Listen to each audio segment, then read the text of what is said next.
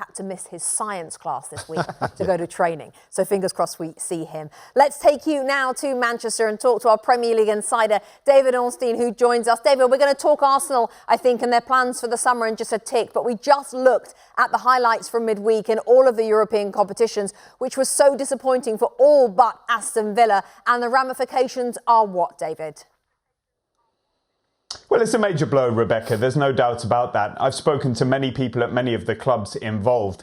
And in the past, you would have seen this billed as a crisis, a major problem in English football. Where's it all gone wrong? But I don't think that is the case on this occasion. When you speak to clubs on the continent, they see the Premier League as being head and shoulders above the rest. There's been so much talk about a potential breakaway European Super League, but they actually think England is the Super League.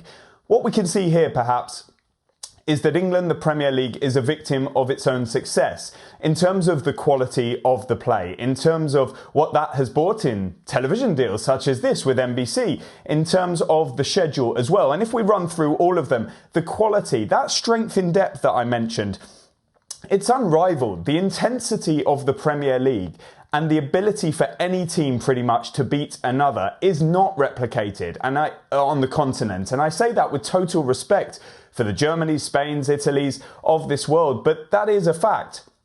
The television requirements, kickoff times, the Wednesday to potentially Saturday morning, the Thursday to Sunday, that is not always replicated elsewhere, the demands of the broadcasters. And on that scheduling, many of those countries, they are very kind to their teams in European competition when it comes to maybe playing on a Friday instead of a Saturday or Sunday ahead of European action. Maybe they've got rid of a cup competition in France, perhaps reduced the top division to 18 teams. Happens in Portugal as well in terms of the fixtures. And so we've got to consider all of those. The costs, the success of the Premier League has seen transfer fees and salaries rise. But with the PSR rules that we talk about so much, the Premier League clubs are limited in how much they can invest in their teams at the moment. There's been some bad luck too. Manchester City, of course, went out on penalties. That's a bit of a lottery.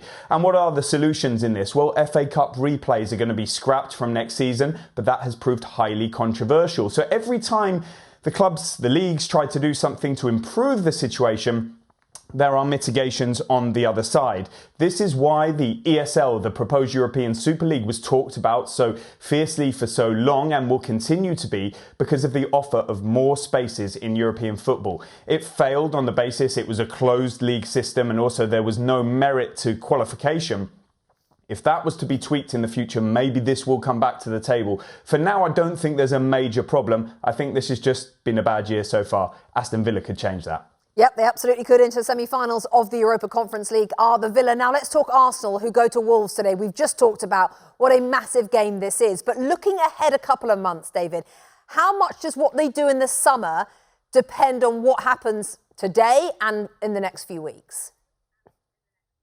Yeah, I've spoken to people at Arsenal too, Rebecca. They're gutted, of course. They wanted to continue, but there is a philosophical side to the reaction. They are really optimistic for the future. Because if you think about it, Arsenal weren't even in the Champions League for the last 7 years. They didn't reach the quarterfinals of the Champions League for 14 years. Now they've done that. They face the mighty Bayern Munich. Of course, they've not had the best season, but they are still a team of vast European pedigree with some top players. And Arsenal did run them close.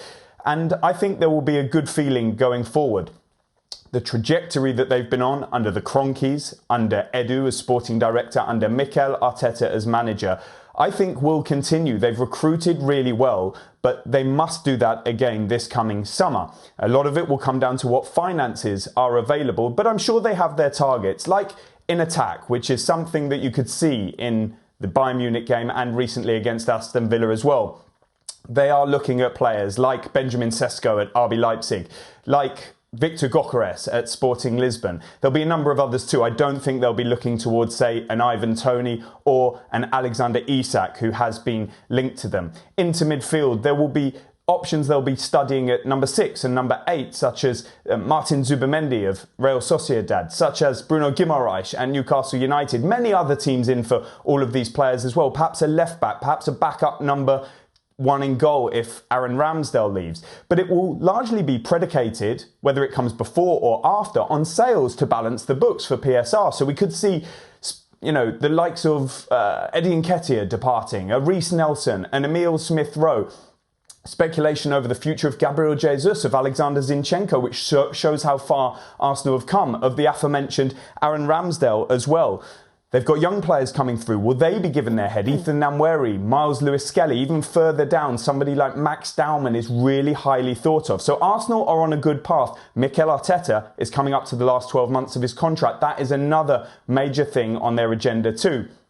So I think Arsenal are set fair. Their expectations are high.